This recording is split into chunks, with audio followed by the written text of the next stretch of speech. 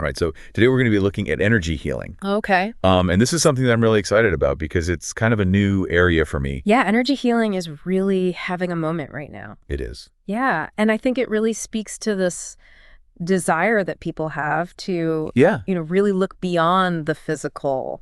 totally. And one of the sources we're looking at, the author talks about seeing like a luminous cosmic DNA double helix Wow. connecting with his energy field during meditation. That's a powerful image. Isn't that wild? Yeah, and it really speaks to this idea that we're not just these physical beings, right? Yeah. We have these layers of energy Okay. that surround us, and those are often referred to as like the aura, Yeah. right? And so within that aura, there are different layers, and those layers are called the etheric body, the emotional body, the mental body. So it's like these energy bodies are kind of interacting Exactly. with their physical selves. Yeah, think about it like this. Your etheric body is the one that's closest. To your physical form, and that really has to do with your vitality. Okay. And then your emotional body is all about processing feelings. Makes sense. And then your mental body is about, your thoughts and beliefs. So they're all connected, but they all They're all interconnected. Yeah. And they're also connected through these energy centers that we call the chakras. Okay, so Right, chakras, tell me more.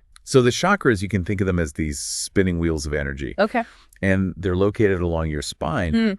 And each chakra governs a different aspect of your being. So like, for instance, if I'm feeling Yeah. super ungrounded and anxious, could that be like a chakra thing? It very well could be, yeah. Awesome. In that case, it sounds like it might be your root chakra that's a little bit out of balance. Interesting. And your root chakra is located at the base of your spine. Okay. And it's all about feeling secure and grounded and connected to the earth. Makes sense. So when your root chakra is balanced, you feel really safe and stable in the world. I like that.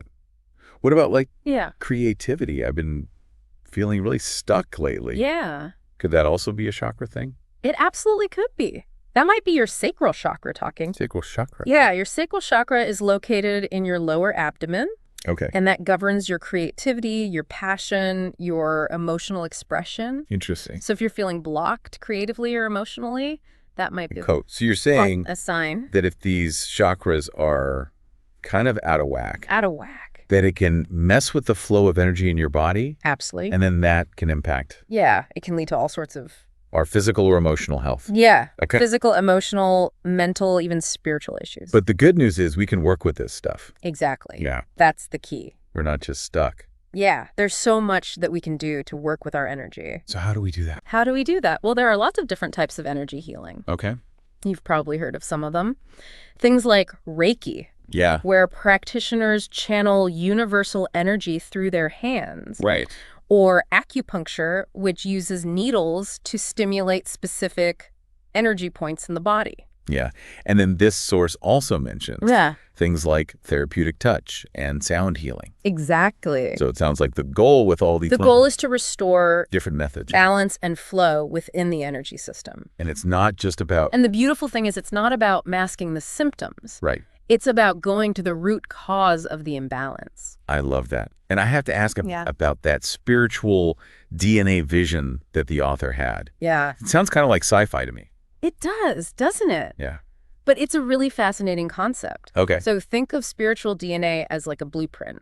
Okay. It's like this quantum level code that holds information about your soul's journey. So you're saying that there's Your karma and even your potential. more to DNA than what we learned in like That's what this source is suggesting. biology class. Yes. Wow. Yeah. And what's even cooler is that through energy healing, Okay. we can actually activate and recalibrate this spiritual DNA. Oh, wow. It's like we can upgrade our spiritual blueprint. That's a lot. Yeah. It is amazing, but honestly, it's a little overwhelming too. Yeah, it's a lot to take in. It feels like we're just scratching the surface. We're just getting started. Okay, good. There's so much more to explore in the world of energy healing. Well, I'm excited to dive in. Me too. So, So, it's interesting because so much of energy healing really comes down to becoming more aware of how your energy feels Okay. and then learning to work with it consciously. It's funny you say that because Yeah. I have noticed that, like, sometimes I walk into a room Yeah. and I'm like, whoa, this energy feels really off. Yeah. Or I meet someone new and I instantly feel really connected or not. Exactly. Like those examples of like... You're already picking up on energy. Sensing energy. Yeah. And so it's like we have this radar system that's constantly scanning our surroundings. But we're just not. We're not always tuned into it. Tuned in. Yeah. So how can we start paying more attention to it? Well, we were talking about how the physical body is like the temple of our spirit. Right. So really nourishing your body with healthy food, getting enough sleep, moving your body in ways that feel good. Makes sense. It's all so important. Like taking care of the... Yeah, it's like taking care of the foundation. Yeah, of your energy system. Yeah. And, things like yoga, Okay. Tai Chi Qigong are really great for moving energy through your body. Love that. Yeah. But what about for people who aren't really into like structured exercise? That's okay too. Yeah. Even simple things like taking a walk in nature. Right. Dancing to your favorite music, just stretching and taking some deep breath can make a big difference. Spending time in nature is like my go-to for sure. It's so powerful. Yeah. Nature is a powerful energy healer. What about sound healing? You mentioned that. Oh, yeah. Sound healing is really cool. What is that exactly? So sound healing uses sound vibrations to shift your energy and promote healing. Okay. So it can involve listening to specific frequencies or tones. Okay. It can involve chanting, using instruments like singing bowls or tuning forks. I went to a sound bath once. Oh, nice. And it was like so relaxing. Yeah. It literally felt like the vibrations were like washing away. Exactly. That's what it aims to do, all the tension. Yeah, the vibrations can help clear blockages in your energy system. Wow. Help balance your chakras, create this deep sense of relaxation and well-being.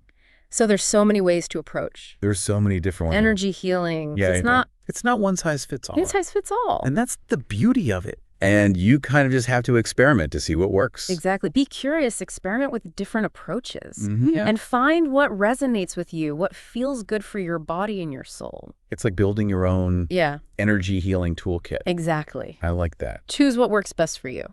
This is really shifting how I think about healing. Yeah. It's not just about addressing physical issues or emotional issues, but this like connecting more. You're getting it. Deeply with myself and the world around me. Exactly. Energy healing can be such a powerful tool for remembering who you truly are, which is this energetic, spiritual being. I like that. With an innate capacity for healing and wholeness. Okay. And speaking of connection, there's another really interesting concept we need to talk about. Okay. And that is karma. Karma. Okay. I've heard that word. Yeah. Thrown around, but honestly, I don't know if I fully understand it. Yeah, it can be a bit of a confusing concept. Yeah. This source describes karma as... the energy of consequence. Okay. So essentially, our actions, our thoughts, our intentions all create ripples in the energetic fabric of reality. Okay. And those ripples eventually come back to us. So it's like what goes around comes around. That's a good way to put it. Okay. But it's not about like punishment or reward. Okay. It's more about balance and learning. Okay. Think about it. Like every action has a reaction. Right. So when we do something harmful, it creates negative karma that's eventually going to come back to us in some form. What about positive karma? Absolutely. So if we do something kind, every action, or hopeful, thought, and intention has an energetic consequence. Oh, okay. So when we choose to act with love and compassion and kindness, we're planting these seeds of positive karma that are eventually going to bear fruit. I like that. And benefit us and the world around us. So we're constantly planting these karmic seeds with our choices. That's a great way to think about it. And then they eventually sprout, whether they're positive or negative. And what's amazing is that energy healing can help us become more aware of the seeds that we're planting by clearing out old patterns of negativity and aligning with a more positive vibration. So really just being aware. We can create more positive karma in our lives. Of like how our actions impact things. Exactly. That's where self-responsibility comes in. It's like really taking responsibility. Yeah. Owning our choices. Or our own energy. Yeah. I like that. And recognizing that we have this power to create the life we want. This is inspiring. You got it. It's like we're being given a roadmap. Yeah. To a more conscious. And empowered way of living. And empowered. And it may not always be easy. Yeah. But the rewards of this journey are immense. Okay. A more fulfilling life, a deeper sense of peace. I love it. And a greater connection to your true self. Wow. This deep dive has been incredible. It has been a lot of fun. I feel like we've just scratched the surface, though. We have. You're absolutely right. But we covered so much ground. I know we've explored the human energy system, different energy healing modalities, karma, self-responsibility, the interconnectedness of everything. And in the final part, we're going to delve even deeper into the spiritual aspects of energy healing. I can't wait. So we're going to explore ideas like ego transformation, forgiveness, and the journey of awakening. Okay. So get ready. This is already so mind-blowing. It's going to be wild. Welcome back to our deep dive all about energy healing. Yeah. We've covered so much ground. We have. I'm really curious to explore more of this spiritual transformation idea. Absolutely. Like, how does energy healing actually lead to like these profound shifts in consciousness? Yeah, well, you know, the source really emphasizes the idea of ego transformation as a key part of this process. Ego transformation. Yeah. Okay, so what exactly is the ego, and why does it need to be transformed? So think of the ego as that part of us that's driven by fear. You know, that sense of separation from others, the sense of lack. It's that voice in your head. Oh, I know that voice. That says, you're not good enough, not worthy, not lovable. It can be pretty loud sometimes. Yeah, absolutely. Yeah. And, you know, the ego is always trying to protect itself. Right? It's trying to maintain a sense of control. Right. Avoid anything that might challenge its beliefs. Right. And so this can actually create blockages in our energy system. So it's like the ego is creating energetic clutter. It's like, think of it like energetic clutter. Preventing energy from flowing freely. Exactly. And those blockages can manifest as, you know, negative thoughts, limiting beliefs, emotional patterns, you know, all the things that kind of keep us stuck. Keep us stuck. Yeah. So how do we actually transform the ego? Well, it can feel like a pretty tough opponent. But, you know, the source emphasizes that awareness is the first step. Great. Simply noticing the ego's presence in your life. You know, noticing those negative thoughts, those limiting beliefs. So we need to shine a light on those. Yeah, shine a light on those shadowy parts of ourselves. Shadowy parts. That we often try to keep hidden. Yeah, for sure. And remember, this is a process. So be patient with yourself. Practice self-compassion. Okay. You know, as you start to become more aware of these patterns. What happens when we start to become more aware of it? Yeah. Does it just go away? Well, it's not so much that it goes away. Right. It's more about shifting your relationship to it. Okay. So as you become more aware of the ego's patterns, you create space between yourself and those patterns. So we don't identify so strongly with those negative thoughts and beliefs. Yeah, you start to see them as just thoughts, not absolute truths. Right. And that creates a sense of freedom. Right. You're no longer ruled by those thoughts and beliefs. And then we have a choice. You have a choice about how you respond to them. That's amazing. Yeah. So what are some practical tips for cultivating this awareness and starting to transform the ego? Well, you know, this source suggests practices like mindfulness and meditation. Right. You know, things that help us. So being present. Train our attention and be more present. Yeah. Yeah, exactly. And when we're present, we're not so caught up in the ego stories about the past or worries about the future. Makes sense. Right. So it's about observing your thoughts and feelings without judgment. Without judgment. The source also really highlights the importance of forgiveness in this process. Forgiveness, I feel like that's easier said than done. It can be really tough, especially when we've been hurt. Yeah. But, you know, this source reminds us that forgiveness is not about condoning the actions of others. Okay. It's about freeing yourself from that energetic burden of resentment and anger. Okay. It's a gift you give yourself. Okay. It's a way to create more peace and harmony within. I like that. This is really shifting how I see healing. Yeah.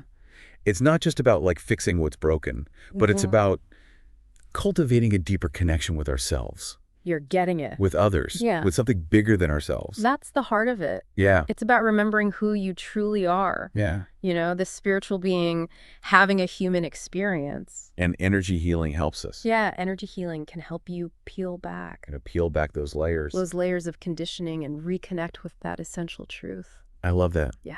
This whole deep dive has been such an amazing experience. It has. It feels like we've been given all these new tools for healing and transformation. Absolutely. And remember, energy healing is a journey, not a destination. Okay. Right? It's an ongoing process of discovery and growth. I'm really inspired to keep exploring this path. That's awesome. Yeah, it's amazing to think that we have access to so much healing energy and guidance from the universe, from our higher selves, even from each other. That's the beauty of it. We're all in this together. Yeah. And, the more we heal ourselves, Yeah. the more we contribute to the healing of the world. I love that. Yeah. Well, thank you so much for this deep dive. My pleasure. It's been such an eye-opening experience, and I feel like it's really given me like a new perspective on healing and just a new sense of hope and possibility. Awesome. So thank you for sharing your knowledge and insights. It's been my pleasure. And to all of you listening, thank you so much for joining us on this journey. Yeah. We hope you found it as enlightening as we have. We hope you enjoyed it. Until next time, take care and keep exploring the incredible world of energy healing.